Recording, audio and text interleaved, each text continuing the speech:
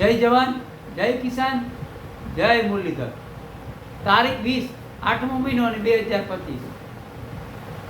હવે મિત્રો, જે આપણે આ અત્યારે 15 થી 21નો રાઉન્ડ, એમાં ખાસ કરીને 18 થી 21, તો આજે 20 તારીખ થઈ ગઈ અને કાલે ઘણા મિત્રોને પણ વરસાદ ક્યાંક સારો, ક્યાંક સંતોષકારક, ક્યાંક ભારે વરસાદ જોવા મળ્યો અને ઘણા વિસ્તારોમાં વરસાદ નથી પણ, અને ઘણા વિસ્તારોમાં સામાન્ય નોર્મલ ઝાપટા પડ્યા અને ઘણા વિસ્તારો વરસાદથી વંચિત પણ છે.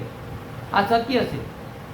પણ મિત્રો, જે આ રાઉન્ડ છે એમાં 21 તારીખ સુધી આપણે અગાઉથી કીધું એમ કે સૌરાષ્ટ્રના કોઈ વિસ્તાર બાકી નહીં, ક્યાંક સારો, ક્યાંક સંતોષકારક, ક્યાંક ભારે વરસાદ જોવા મળશે.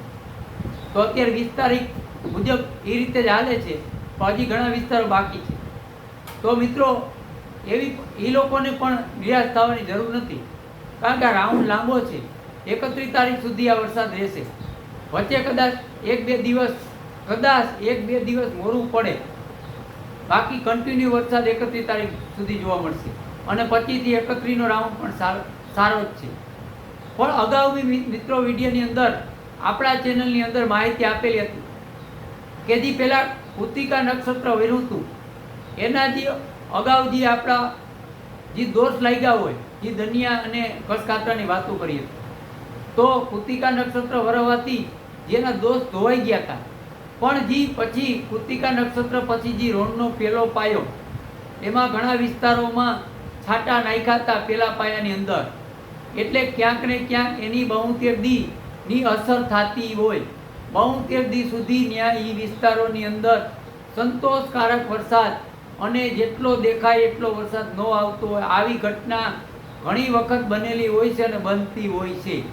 આ દેશી કસકાતરાનો અનુભવ કરતા હોય, પંચક ટીપડા અને ભડલી વાક્યનો એમાં આમના ઉલ્લેખ હોય છે. અને એવું જ અવારના વર્ષની અંદર જોવા મળે છે કે ઘણા વિસ્તારોની અંદર હજી આવો વરસાદ, આવી આગાહી, આવી સિસ્ટમો, આવો કસકાતરો અને ઘણી જગ્યાએ સંતોષકારક વરસાદ નથી મળતો. તો અગાઉની વિડીયોની અંદર આપણે માહિતી આપેલી હતી કે જેમને વાવણી થઈ હોય અથવા વાવણીનો વરસાદ થયો હોય, એ તારીખથી સામે 60 દી અથવા 72 દીની ગણતરી કરી તો આપણે અંદાજ આવી શકીએ કે આપણે ભાઈ 60 દિવસ પૂરા થયા તો આપણે આ રાઉન્ડની અંદર વરસાદ સારો થાય. અને અમુક મિત્રોને 60 દિવસની જગ્યાએ 72 દી થાય. એમાં 60 અને 72 દીની વાત એ રીતે હોય કે ઘણા વિસ્તારોની અંદર જે આપણે પશુ અને કહી તો આમ શુદ્ધ કહી તો ભડલી વાક્યમાં ઉલ્લેખ છે કે માલના, પશુ, ઢોરના 12 દિવસ કપાતા હોય, ખાસ કરીને ગાયોના 12 દી કપાતા હોય, તો એમને 60 દી અસર ખતમ થઈ જાય. અને જો માલના ન કપાય, ગાયોના 12 દિવસ ન કપાય, તો એને 72 દીની અસર રહી. એટલે મિત્રો, આવું જ જોવા મળે છે. પણ સત્યની અંદર વાતો અને માહિતી મેળવીએ તો એટલા માટે હું વારંવાર તમને રિપીટ કરું છું કે આવનારા સમયની અંદર પણ તમને આ માહિતી કામ આવી શકે. કારણ કે જે જૂનું છે એ ક્યાંક ને ક્યાંક આપણે ઘણીવાર સચોટ તારણ પણ કાઢી શકીએ છીએ. અને આવી જે વારંવાર ઘટના બનતી હોય તો એના સંકેત પણ એ પણ હોઈ શકે. પણ આ અનુભવ કરો, તમે પણ કરો તમારા એરિયાનો, એટલે તમને પણ ક્યાંક આનું તાણ મળી શકે.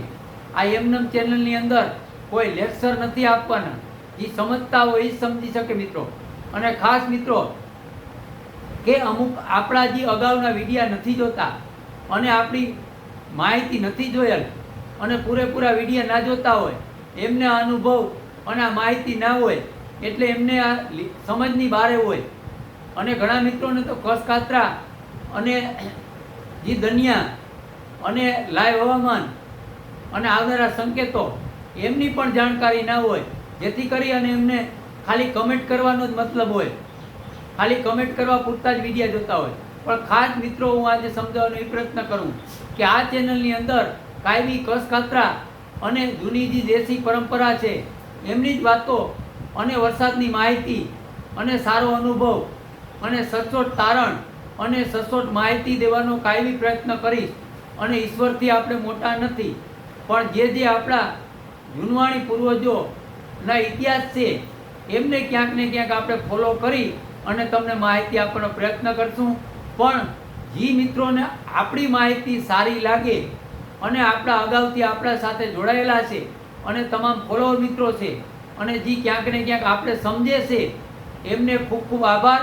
બાકી મિત્રો આમાં એવું હોય કે સોશિયલ મીડિયાની અંદર અલગ અલગ પ્રકારના અલગ અલગ આગાહીકારો હોય અને અલગ અલગ રીતે માહિતી આપતા હોય, બધા ક્યાંક ને ક્યાંક પ્રયત્ન કરતા હોય. એવી રીતે આપણે પણ એક દેશી અનુમાન લઈ અને તમારી સામે મહેનત કરી અને પ્રયત્ન કરું છું સારી માહિતી અને સચોટ તારણ આપવાનો. પણ જેને આપણા ચેનલની અંદર જોડાતા હોય અને ખરેખર મિત્રો આ માહિતી સારી ન લાગતી હોય અને દેશી કસકાતરા અને દનિયા અને જે અમુક પરિબળો એની ભાષા ન સમજાતી હોય અને માહિતી સારી ન લાગતી હોય અને ખરેખર આગાહીકારો ખોટા લાગતા હોય તો ખરેખર વિડીયા ના જોવા જોઈએ. વિડીયા જોવા ના જોઈએ, કારણ કે તમને કોઈ પાબંદી નથી કે આપણા વિડીયા તમે જુઓ. જેને સારી માહિતી લાગે, જે ફોલોવર મિત્રો છે, જેમને ખબર જ છે કે દેશી કસકાતરા અને દનિયા અને જે આપણા આમના પરિબળો હોય એનું કેટલું સચોટ તારણ આવે એ જોવે જ છે અને એને સમજાય છે આ વાતું. એટલે એમના માટે આ માહિતી છે.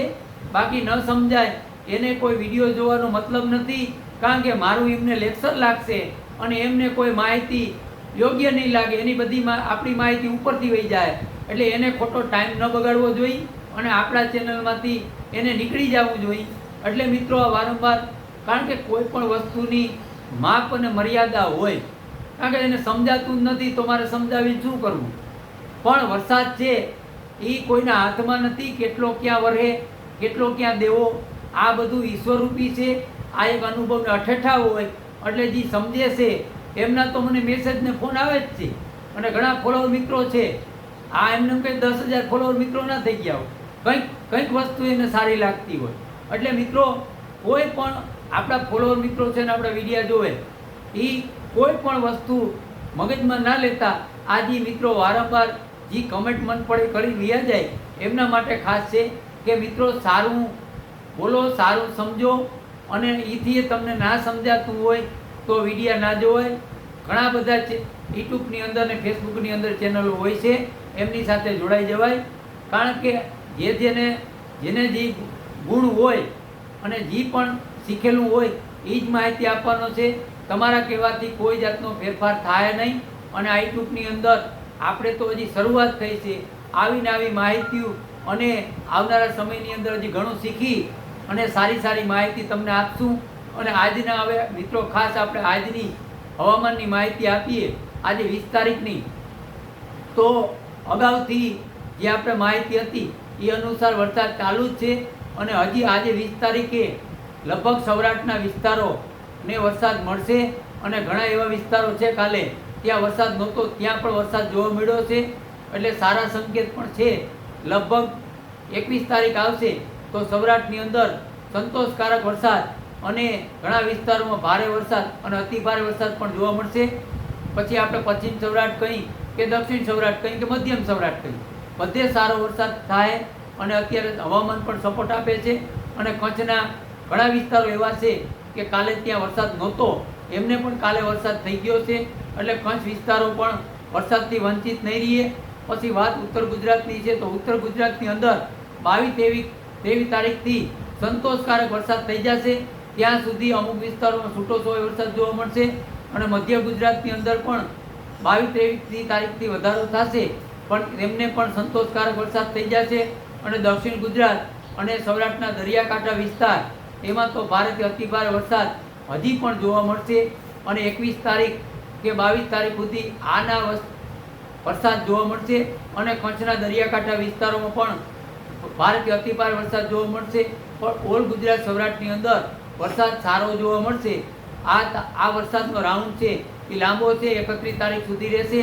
પણ 22થી વાતાવરણમાં અને વિસ્તારોમાં ફેરફાર થશે.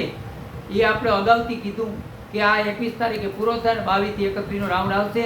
પણ મિત્રો ખાસ કાળજીપૂર્વક રહેજો, કારણ કે અમુક વિસ્તારોમાં ગાજવીજ અને થોડો ઘણો પવન 22 તારીખથી થોડો ઘણો પવનમાં પણ વધારો થાય એવી શક્યતા છે.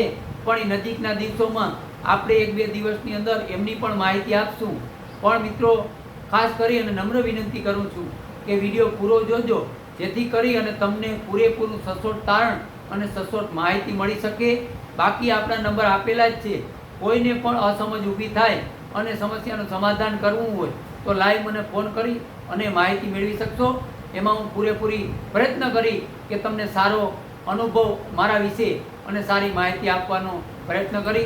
હવે વિડીયો અહીં પૂરો કરી. જય જવાન, જય કિસાન, જય મુરલીધર.